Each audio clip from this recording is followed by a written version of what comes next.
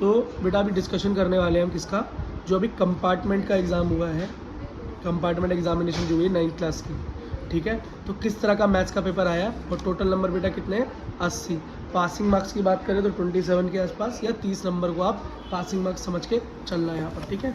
लेकिन बेटा पेपर ऐसा आया था कि आप आराम से यहाँ पर नंबर ला सकते हो। देखो बेटा इसके अंदर बताना था रेशनल नंबर, 3 और 4 के बीच में क्या एक रेशनल नंबर हो सकता है, बोलो। रेशनल नंबर क्या होता है बेटा, सबसे पहली बात तो ये समझो, रेशनल नंबर वो होता है जिसको बेटा हम p/q के फॉर्म में लिख सकते हैं, जैसे 1/2, 2/3 समथिंग कुछ भी। तो बेटा एक बात समझो, 3 और 4 तो वैसे ही इरेशनल नंबर है, ये तो वैसे भी नहीं आने के इसके अंदर। और रेशनल क्या होगा बेटा, कोई पॉइंट वाला नंबर होगा फिर, है ना। तो 3 और 4 के बीच में क्या आ सकता है, 3.4 ही आ सकता है ओनली, 4 कभी नहीं आ सकता, क्यों, 4 तो ज़्यादा हो जाएगा ना, 4 से आगे निकल जाएगा। नंबर लाइन पे अगर चेक करो, यहाँ 3 है और यहाँ 4 है, तो यहाँ इसके बीच में क्या नंबर होंगे, 1 2 3 4 5 6 7 8 9 10। तो 3.14 2 3 4, तो 3.4 समथिंग यहाँ आएगा 5 से पहले।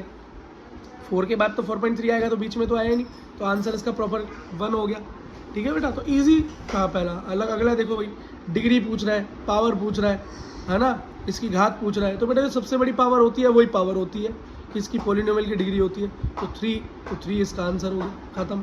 अगला कह रहा है बेटा पॉइंट बताओ, 8 और 0 कहाँ पर लाई करेंगे, एक्स एक्सिस पे या कहाँ पर। तो बेटा एक बात देखो, एक्स क्या है आपका 8 हो गया इस केस में, क्योंकि पहले एक्स होता है फिर वाई होता है, और वाई आपका क्या हो गया, 0 हो गया। तो वाई पर तो है ही नहीं, ओनली एक्स एक्सिस पर लाई कर रहा है वो, वाई तो 0 है, तो ओनली यहाँ नहीं, ये x axis, only x axis पे। अगला देखो भाई, of which of the following is linear equation. भैया रेखिक समीकरण कौन होता है जिस पर कोई पावर ही नहीं होती, जिस पर कोई पावर ही नहीं होती। तो देखो इस पर भी एक 2 की पावर है, इस पर कोई पावर नहीं, इस पर कोई पावर नहीं, इस पर कोई पावर नहीं। समीकरण किसे बनाओगे, क्या समीकरण किसे बनाओगे, इसे या इसे। देखो इन दोनों में से एक ही होने वाला है, इन दोनों में से एक, ये तो दोनों होंगे नहीं, इन दोनों में से एक होने वाला है, 6 और बी में से एक होने वाला है। बताओ किसको मानोगे, तो बेटा हम बी को मानेंगे। अच्छा इसको क्यों नहीं मानोगे सर, क्योंकि बेटा इसके इक्वल में कुछ भी नहीं है, समीकरण के लिए इक्वेशन को पूरा करने के लिए इक्वल्स टू में 0 होना चाहिए, है ना। याद आया कुछ, ठीक है। अगला देखो, कह रहा वैल्यू बताओ 64 टू द पावर 1/2। बहुत ईजी है बेटा, 64 की पावर 1/2 को कैसे सॉल्व करेंगे। देखो बेटा इंपॉर्टेंट MCQ वाले वीडियो में देखा होगा, एग्जैक्ट बेटा क्वेश्चन मैच हो रहे हैं। जो सुबह कर गया होगा वो वीडियो 5-10 मिनट की, वो बेटा 18 में से कम 12 नंबर लाएगा, इतने प्रिडिक्टेड हो गए सवाल। जब 8 को आप क्या 64 के क्या बोल सकते हो, 8 की पावर 2। अब इसकी पावर क्या होगी 1/2, पावर क्या होती है मल्टीप्लाई, तो 2 मल्टीप्लाई 1/2, 2 से 2 कैंसिल, क्या बचा ओनली 8 बच गया जी नीचे, आंसर ओनली 8 होगा। इतना ईजी है देखो। ये अगला देखो, in a histogram we joint mid point top of the rectangle then we get. वो कहता है भैया ये ऊपर एक ग्राफ बनाते हैं हम, और यहाँ पर इस तरह की एक बिल्डिंग बनाते हैं, टॉप को जोड़ देते हैं, तो उससे क्या मिलता है हमें, बार ग्राफ मिलता है भाई, दंड आलेख मिलता है। क्या मिलता है, दंड आलेख मिलता है, बार ग्राफ मिलता है। इतना ईजी है बेटा। अगला देखो, शंकु का वक्र पृष्ठ क्षेत्रफल, इसका क्या मतलब हुआ, इसका होगा कर्ड सरफेस एरिया ऑफ ए कोन। क्या होता है, पाई/एल होता है भाई, ठीक है। क्यों, कोन में क्या क्या चीज़ें हैं, ये देखो, कोन में एक स्लैंट हाइट है L, एक सीधी हाइट है H, वो दी नहीं होती तो L का फॉर्मूला लग जाता है L² H² प्लस R², और इसका फॉर्मूला क्या होता है पाई/r क्यों होता है, ये नीचे सर्कल की वजह से, पाई/l ये होता है बेटे कर्व सरफेस एरिया का फॉर्मूला, टोटल सरफेस एरिया का फॉर्मूला होता है ये, टोटल का ये होता है, ठीक है। अगला देखो, कह रहा 2 पॉइंट से कितने, 2 पॉइंट से बेटा कोलिनियर, 1 पॉइंट ये ना 1 पॉइंट ये ना, कितनी लाइनें खींच सकती हैं बीच में, एक, बात खत्म, सिंगल, है ना। अगला देखो, कॉम्प्लीमेंट्री एंगल 70 का कॉम्प्लीमेंट्री एंगल क्या होगा, संपूर्ण कोण क्या होगा, संपूर्ण कोण होता है 90, 70 में से कितने कम होंगे, 20, खत्म। ये कह रहा है ये बेटा कौन सी स्टेटमेंट यूज होती है कॉन्ग्रुएंसी ऑफ ट्रायंगल के लिए। देखो कॉन्ग्रुएंसी ऑफ ट्रायंगल के लिए, 2 ट्रायंगल को कॉन्ग्रुएंट प्रूफ करने के लिए ये चीज़ें होनी चाहिए, साइड एंगल साइड, वो साइड एंगल साइड एंगल, या साइड एंगल साइड, बेटा ये चीज़ें होनी चाहिए। साइड साइड साइड नहीं हो पाएगा, एंगल एंगल एंगल नहीं हो पाएगा, ठीक है। साइड साइड एंगल हो सकता है, एंगल साइड साइड ये भी हो सकता है, पर इसमें से बेटा अप्रोप्रिएट क्या मानेंगे, चाहे सी लगाना चाहे बी लगाना, जो लगा दोगे आंसर सही हो जाएगा। हम लगा देते हैं बेटा यहाँ पर कौन सा, साइड साइड एंगल, कोई दिक्कत नहीं है। कुछ बेटा ऐसे भी क्वेश्चन होते हैं 2 आंसर सही होते हैं इसको। अगला देखो भाई, किस तरीके से सॉल्व करेंगे, 3 + √8 3 - 8 कैसे सॉल्व करेंगे, बहुत आसान क्वेश्चन है यार। तो ये फॉर्मूला क्या बन गया, a + b और a - b, ये क्या होता है प्लस बी ए माइनस बी का फॉर्मूला, ए स्क्वायर माइनस बी स्क्वायर, ए स्क्वायर माइनस बी स्क्वायर। ए क्या है यहाँ पर 3, तो 3 का स्क्वायर, माइनस बी क्या है अंडर रूट 8 का स्क्वायर, 3 का स्क्वायर क्या हो गया 9, 3 3 9 बेटा, 8 का स्क्वायर क्या होगा, तो स्क्वायर रूट से स्क्वायर कैंसिल हो जाता है, बचा 8, 8 माइनस 9 क्या हो गया 1, आंसर क्या आया 1, क्या आया 1। अगला देखो, मूल बिंदु क्या होगा, सेंट्रल पॉइंट क्या होगा, क्या होगा बेसिक ओरिजिन। और बेटा ओरिजिन के बारे में मैंने क्या बताया था, कि जो एक्स वाई प्लेन जो होता है जब ग्राफ बनाते हो तो यहाँ बीच में जो ओरिजिन होता है पॉइंट होता है इसे क्या बोलते हैं 0 0, यहाँ एक्स भी 0 और वाई भी 0 हो गया, ठीक है। अगला देखो, कह रहा है 0 और 1 इज अ सॉल्यूशन ऑफ के, वन फाइंड ऑफ के की वैल्यू फाइंड करो अगर ये इसका सॉल्यूशन है तो, हल है तो। बहुत आसान है, पहला होता है x, दूसरा होता है y, x और y की जगह पुट कर दो, तो बेटा x माइनस 2y, तो x के साथ 0 माइनस 2 मल्टीप्लाई y क्या है 1 इक्वल्स टू k, तो ये क्या हो गया माइनस 2 1, तो k इक्वल्स टू हो गया माइनस 2, आंसर खत्म, ये रहा जी माइनस 2।